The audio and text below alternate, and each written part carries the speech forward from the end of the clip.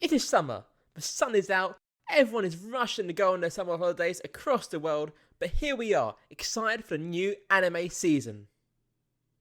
So, is any of it good? Well, let's take a look at it.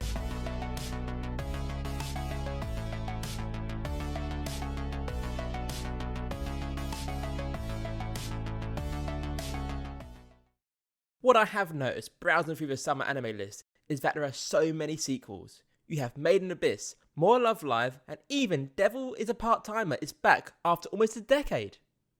But I'm not going to talk about sequels, I am here to talk about a fresh off the press greatness, or not so greatness, anime series that have been released for your enjoyment. This is a new season in 2022, so you know what that means, there must be a new football anime. Here we have Shoot, Goal to the Future. Honestly, Awashi from the previous season set the bar high for football anime already. But we also have Blue Lock coming out in autumn. So how does Shoot fare in comparison? I mean, this show took football a bit too seriously. A lot of shouting, which seemed a bit too over the top. We are just thrown into the deep already without a lot of context of the characters or the backgrounds. There are some weird reactions to football, and it is really a bit too much.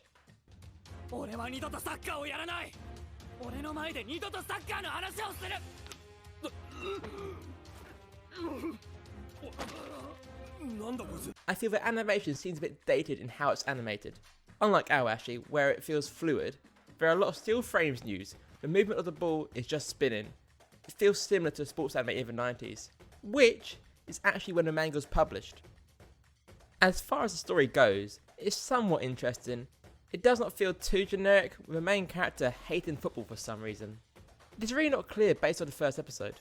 At first, I thought his friend died, but then he turns up at the end of the episode. Also, I have no idea if it's meant to be a BL.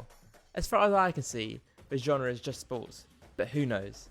The first episode really is quite unclear on how it will pan out, but as someone who's a huge football fan, I may keep watching this for a little bit longer. Next, we have Lycoris Recoil. Now, this anime is about hitmen? Hitwomen? That protect the city from terrorists before they're able to do anything. It's a slice of life mixed with spy and hitman drama, and it looks more like it was produced by KyoAni rather than A1 Pictures straight away. Honestly, there's not a lot to say about it as of yet. It produces your standard cute girl characters and gives a gist of what's to come. The crazy animation you see in front of you is by the same studio as Ping Pong for Animation and Devilman Crybaby. So you will not be surprised to find that Yuri Deco has such outlandish and unique art style to it. This anime uses augmented reality in a way I cannot really explain right now. The story itself is set in an island called Tom Sawyer Island. As of right now, I do not know if the plot is loosely based on a story, but I can assure you the world itself is anything like Tom Sawyer. The first episode is kind of wacky and crazy. We have the main character Barry chasing after this urban legend, Phantom Zero, who causes havoc. At the moment, I do not feel like the story has been properly unveiled, but we are given a wacky show with wacky animation. Studio Saru has definitely created another distinct anime with a strange world and even stranger animation. However, the explanation of the world and technology used does fall short as of right now.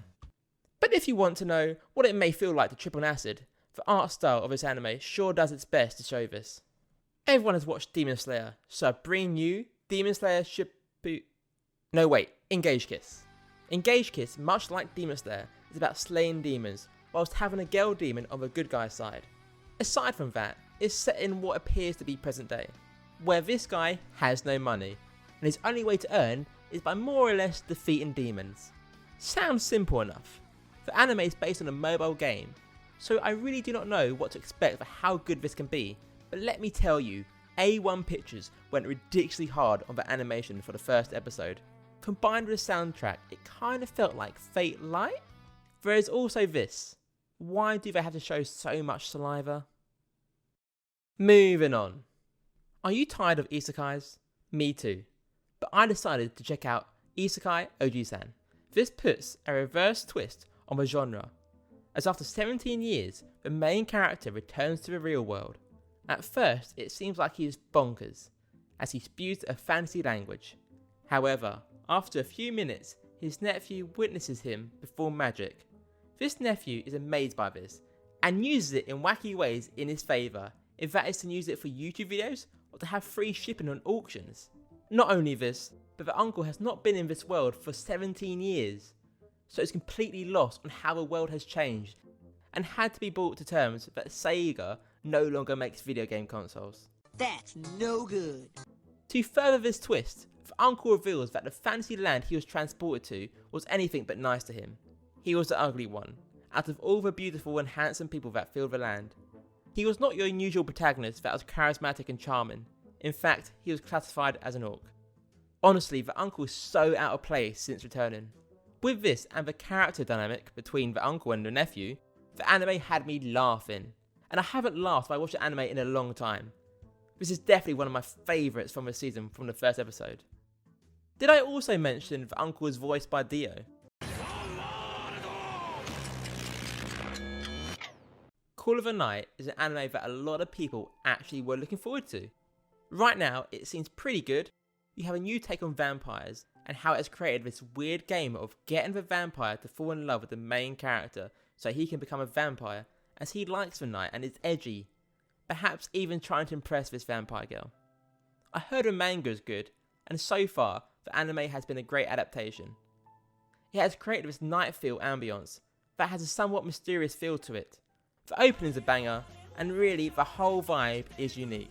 This could be one of the stronger anime of the season. We've had the likes of My Little Sister Cannot Be This Cute, and now we have My Stepmom's Daughter Is My Ex. And it really is as trashy as it sounds.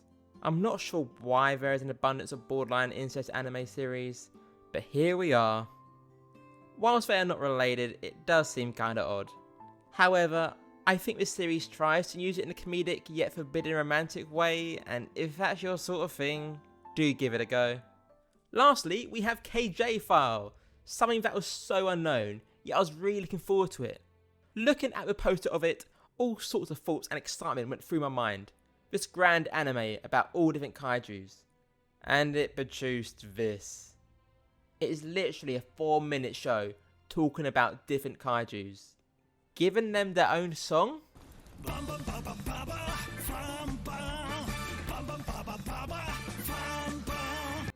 I don't know, I watched it raw, as no one dared to sub it.